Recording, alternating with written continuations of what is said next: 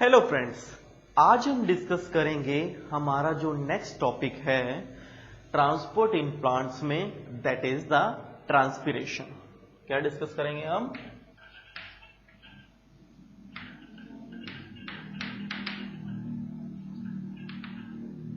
Transpiration. ठीक है, दो टर्मिनोलॉजी आपने सुनी होंगी अभी तक। पहली रेस्पिरेशन, दूसरी होती है ट्रांसपिरेशन। रेस्पिरेशन क्या है कि ट्रांसपिरेशन को समझने के लिए रेस्पिरेशन जरूरी है। रेस्पिरेशन क्या है कि सांस लेना, इनहेल करना और एक्सहेल करना। जैसे ह्यूमन बीइंग में हम ऑक्सीजन इनहेल करते हैं और CO2 कार्बन डाइऑक्साइड क्या होती है, एक्सहेल करते हैं। That is the respiration process. Similarly plants के केस में भी एक पर्टिकुलर रेस्पिरेशन होता है और एक पर्टिकुलर ट्रांसपिरेशन है। ट्रांसपिरेशन का मतलब होता है कि लॉस करना, किसी चीज को एक्सहेल करना सिर्फ। ठीक है, अब एक्सहेल भी होगा लेकिन कई केसेस में इनहेल भी होगा। ट्रांसपिरेशन क्या है? Loss of the gaseous molecule और वाटर मॉलिक्यूल्स को क्या कहते हैं? प्लाज्मोलिसिस कहते थे ना आपने। मैं लास्ट भी आपको मैंने डिस्कस किया जब प्लाज्मोलिसिस पढ़ाया था। यहां पर क्या है? गैसियस मॉलिक्यूल को एक्सहेल और इनहेल करते हैं। देखिए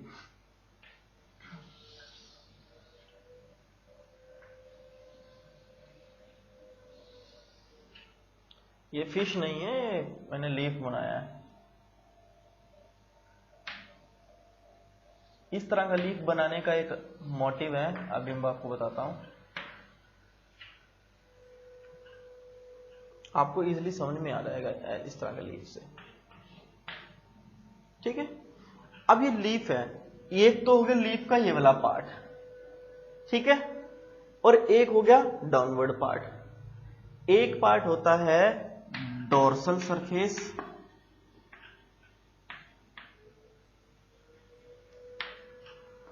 दूसरा होता है वेंट्रल।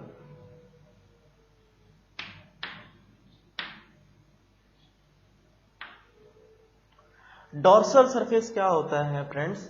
जो ये ऊपर वाला हिस्सा पड़ा है ना, ये वाला, ये है डोर्सल। ठीक है, और इसको अगर मैं उठा के ऐसे उल्टा कर दूं, इस पत्ता पकड़ा, इसको मैंने उल्टा कर दिया, वो है वेंट्रल।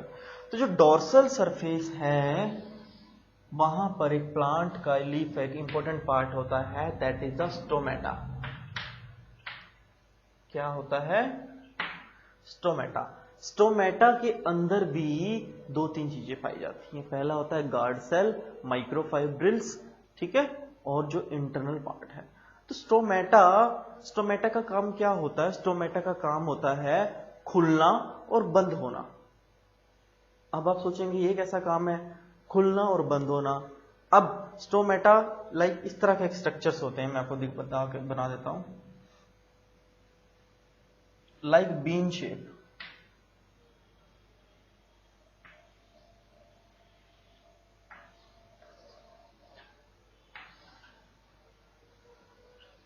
लाइक इस तरह का।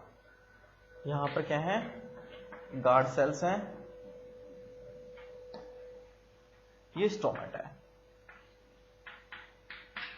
ठीक है, तो इसका जो ये स्पेसिस पड़े, ये वाला, अब मैं इसको जोड़ा नहीं है, थोड़ा सा दूर दूर बनाया, हालांकि ये वाला फेस सरफेस है ना, ये जुड़ा होता है और बीच वाला खुला होता है।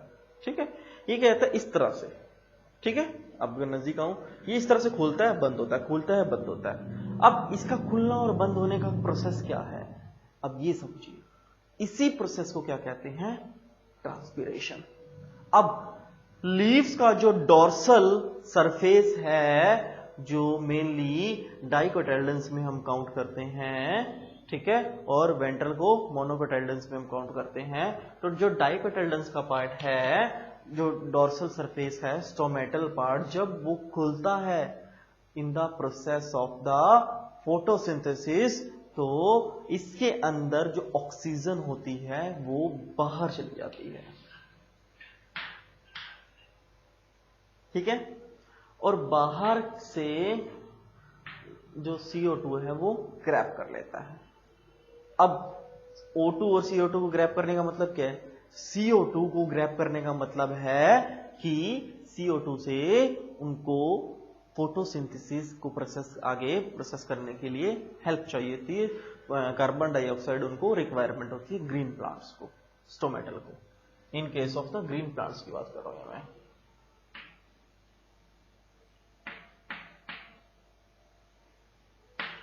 तो आपको फ्रेंड्स पता होना चाहिए कि स्टोमेटा क्या है, स्टोमेटा कहां मिलता है और किस तरह से प्रोसेस होती है ट्रांसपिरेशन की।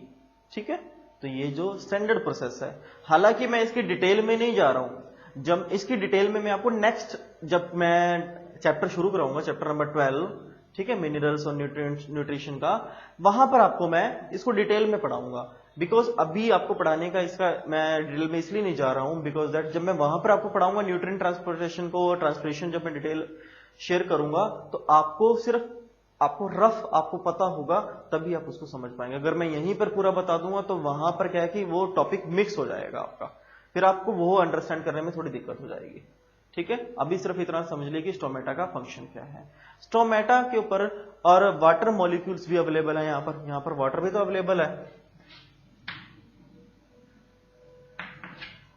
ठीक है, अब वाटर मॉलिक्यूल्स पे भी 3 फैक्टर्स के लिए डिपेंडेंट है। कौन कौन से 3 फैक्टर हैं, आइए वो देखते हैं जरा।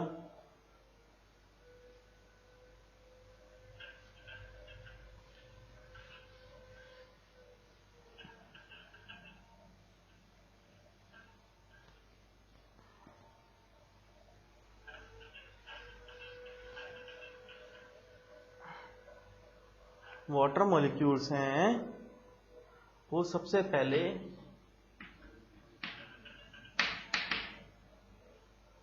कोहेशन पे डिपेंड। कोहेशन का मतलब क्या होता है?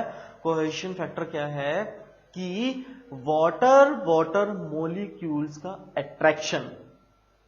ट्रांसपिरेशन में जब वाटर मॉलिक्यूल्स का अट्रैक्शन होता है उसको क्या कहते हैं? कोहेशन, यानी attraction of water between water molecules का। ठीक है, that is the cohesion. Next होता है एडिशन। एडिशन आपने फिजिक्स केमिस्ट्री में भी पढ़ा होगा।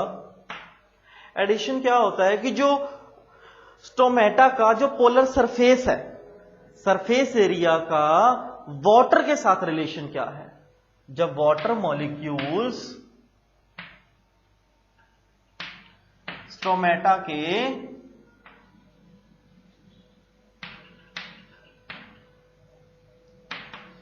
सरफेस एरिया के साथ अट्रैक्ट होते हैं तो उनको क्या कहते हैं? एडिशन। ठीक है, थर्ड है sorry surface tension.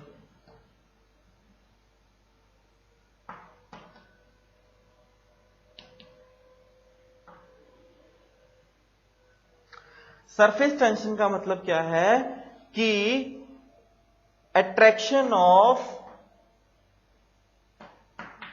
Water molecules की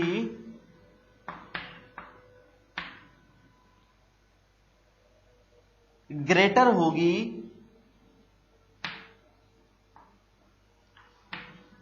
as compared to the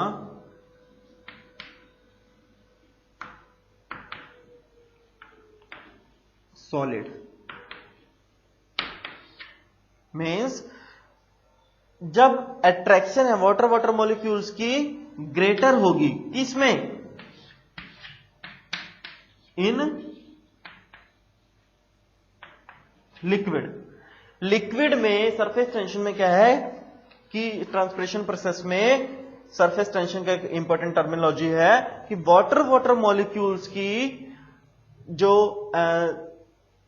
attraction होगी लिक्विड में ज्यादा होगी as compared to the solid. तो ये फ्रेंड्स आपको पता होनी चाहिए, ये टर्मिनोलॉजी आपको क्लियर होनी चाहिए। तो एक बार मैं क्विक इसका रिकैप आपको दे रहा हूं। पहले आप ट्रांसपिरेशन को ही समझ लीजिए। ट्रांसपिरेशन क्या है? ट्रांसपिरेशन क्या है कि loss of the gases molecule और लॉस ऑफ द वाटर को का ही एक पार्ट है। ठीक है। अब इसको डिटेल में मैं आपको नेक्स्ट जो आपको चैप्टर शुरू कराऊंगा मिनरल्स एंड न्यूट्रिशन का, उसमें आपको बताऊंगा। ठीक है। इसकी 3 फैक्टर्स के ऊपर ये डिपेंड करता है, cohesion, adhesion and surface tension. Adhesion क्या है, वाटर वाटर मॉलिक्यूल्स की अट्रैक्शन। कोहेशन, एडिशन क्या है, वाटर और सरफेस का एरिया की अट्रैक्शन, और सरफेस एरिया किस चीज का, स्ट्रोमेटा पार्ट का।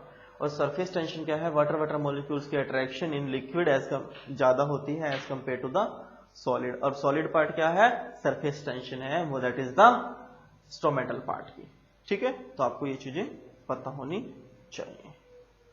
उसके बाद मैं एक जर्नल फोटोसिंथेसिस का आपको ओवरव्यू दे देता हूं, क्योंकि ये लास्ट टॉपिक है आपके इस चैप्टर का।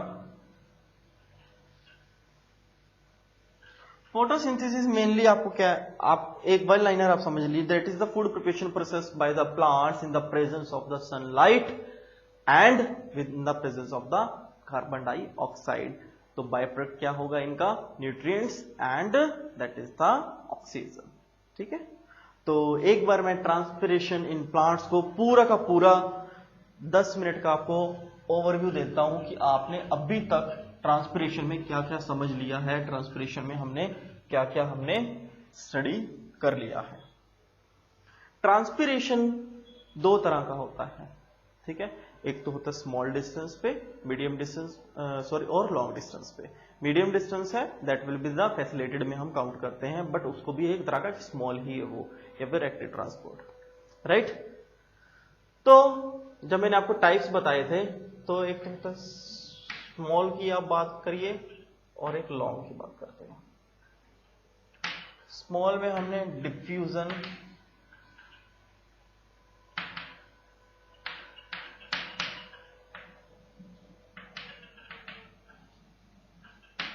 पहले से डिफ्यूजन,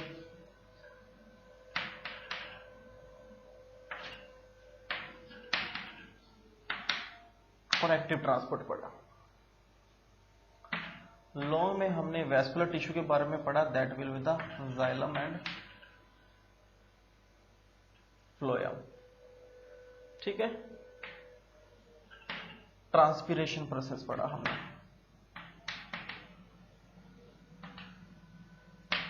ठीक है,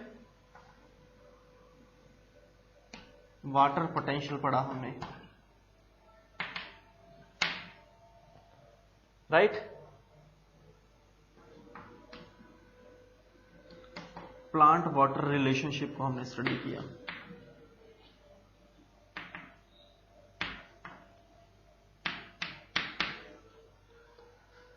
प्लाज्मोलिसिस,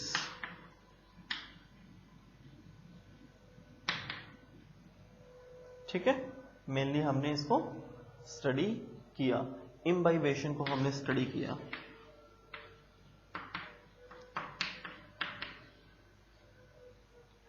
ठीक है, और इसके अलावा इसके साथ ही जब मैंने ये टॉपिक पढ़ाया था कल आपको, दैट इज द ऑस्मोसिस भी इसमें मैंने ऐड किया था। ये जो मेन टॉपिक है, डिफ्यूजन, फैसिलिटेड डिफ्यूजन और एक्टिव डिफ्यूजन, ये तो है स्मॉल डिस्टेंस में जब ट्रांसपोर्टेशन होता है। लॉन्ग डिस्टेंस में जाइलम और फ्लोएम इस्तेमाल होता है। ट्रांसपिरेशन में क्या है कि स्टोमेटा का इस्तेमाल होता है, जब लीव्स के केस में जब CO2 को ग्रैब करता है और O2 को रिलीज करता है। और वाटर पोटेंशियल में क्या है कि हमें आपको रिलेशनशिप बताई थी एक इस तरह की, याद होगा तो आपको, Sai solute potential plus pressure potential.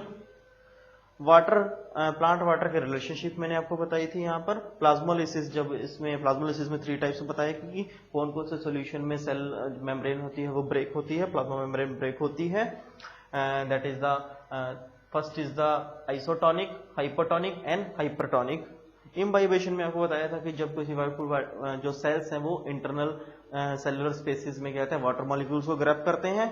Osmosis में आपको मूवमेंट ऑफ द वाटर बताई थी। ठीक है, to the high concentration to the low concentration.